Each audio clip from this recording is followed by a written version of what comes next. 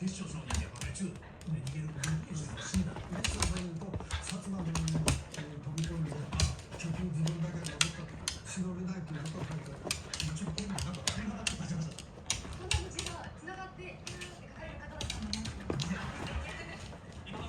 いや、全くない。いや、あ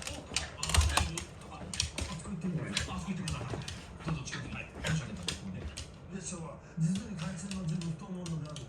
月の月照の薩摩のに共に受水いたした候昨日実がに出て月忍び見るその都度喜ぶ感情月重ねるためのと思い新たに愛助け合い候たまわんと。すごい。めっちゃよく言ってる。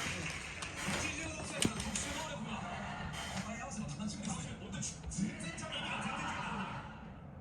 西郷隆盛と月照激動の時代に出会った2人がたどった数奇な運命とは。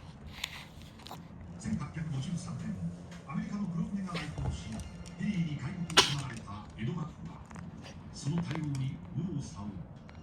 幕府の弱体が露呈した。これに危機感を感じ開国しようと立ち上がったのが水戸藩の徳川成明、福井藩の松平義長、そして西郷が仕えた